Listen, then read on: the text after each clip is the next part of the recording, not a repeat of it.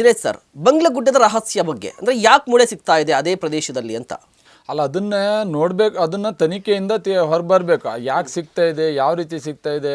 ಮತ್ತು ನಿನ್ನೆ ನೋಡಿ ಅಷ್ಟೆಲ್ಲ ತನಿಖೆ, ಅಷ್ಟೆಲ್ಲ ಬುರುಡೆಗಳು ಸಿಗ್ತಾ ಇದ್ರು ಕೂಡ ಏನು ಯಾರು ಹೇಳಿದ್ದಾರೆ ಅಲ್ಲಿ ತುಂಬ ಬುರುಡೆಗಳಿದೆ ಅಂತ ಅವನು ಹೇಳಿದ್ದಾನೆ ಅಂತ ಹೇಳಿದ್ರು ಕೂಡ ಆ ಕಡೆ ಚಿನ್ನಯ್ಯನೂ ಕರ್ಕೊಂಡು ಹೋಗಲ್ಲ.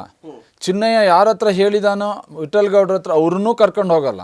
ಅವ್ರು ಇರುವಾಗಲೇ ಕೂಡ 9 ಬುರುಡೆಗಳನ್ನು ತೋರಿಸಿದ್ದಾರೆ, ಅವರ ಸಮ್ಮುಖದಲ್ಲೇ ತೋರಿಸಿದ್ದಾರೆ. ಅದನ್ನು ವಿಡಿಯೋ ಕೂಡ ಅವ್ರು ಮಾಡಿ ಹೇಳಿದ್ದಾರೆ, ನಾನು ಹೋಗಿದ್ದೀವಿ, SP ಅವ್ರು ಬಂದಿದ್ದಾರೆ, ಆವಾಗ ಇಷ್ಟು ಬುರುಡೆಗಳು ಸಿಕ್ಕಿದೆ ಅಂತ.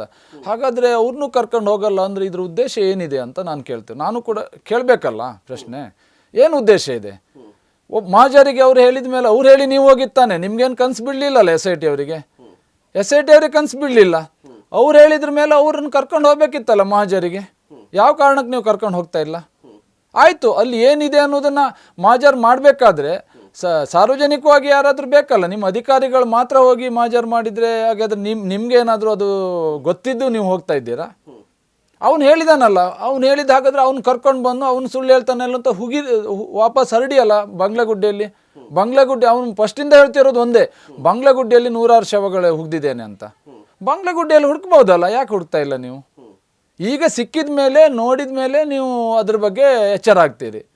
ಹಾಗಾದರೆ ಅವನಿಗೆ ಮೊದಲೇ ತನಿಖೆ ಮಾಡಿದ್ದೆ ಸರಿಯಾದ ದಿಕ್ಕಿನಲ್ಲಿ, ಅದು ಆಗ್ತಾ ಇತ್ತಲ್ಲ ಅನ್ನೋದು ನಮ್ಮ ಪ್ರಶ್ನೆ ಇದೆ. ಪುರಂದರ ಗೌಡರು ಕಂಪ್ಲೇಂಟ್ ಕೊಡ್ತಾರೆ, ಪುರಂದರ ಗೌಡರು ತುಕಾರಾಮ್ ಅಂತ ಒಬ್ಬರು ಕಂಪ್ಲೇಂಟ್ ಕೊಡ್ತಾರೆ.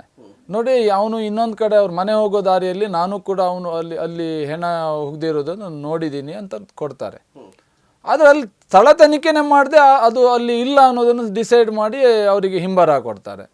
ಆ ಕಾರಣಕ್ಕಾಗಿ ಅವರು ಹೈಕೋರ್ಟಿಗೆ ಹೋಗಿರುವಂಥದ್ದು. ಅಂದರೆ SIT ಏನು ತನಿಖೆ ಮಾಡ್ತಿದೆ ಹಾಗಾದರೆ?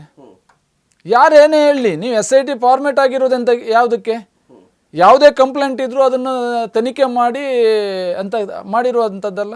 ಹಾಗಾದರೆ ಅವರಿಗೆ ಯಾಕೆ ನೀವು ಹಿಂಬರ ಕೊಟ್ರಿ? ಸ್ಥಳ ತನಿಖೆ ಮಾಡಿದೆ ಯಾವ ಕಾರಣಕ್ಕಾಗಿ ಹಿಂಬರ ಕೊಟ್ರಿ? ಏನಾಗಿರ್ಬೋದು ನೋಡ್ಬೋದಿತ್ತಲ್ಲ. ಅದು ಕೂಡ ಚಿನ್ನಯ್ಯ ಹೇಳಿರುವಂಥ ಸ್ಥಳವೇ ಅಲ್ವಾ? ಚಿನ್ನಯ್ಯ ಹೇಳಿರುವಂಥ ಸ್ಥಳವೇ ಅಲ್ವಾ ಅದು? ಹಾಗಾದರೆ ಚಿನ್ನಯ್ಯ ಹೇಳುವಂಥ ಎಲ್ಲ ಸ್ಥಳಗಳಲ್ಲಿ ಸಿಗ್ತಾ ಇದೆ ಅನ್ನೋದಾದರೆ ಹಾಗಾದ್ರೆ ನಾವು ಹೇಳಿರುವಂಥ ಸತ್ಯ ಇದೆ ಅಂತ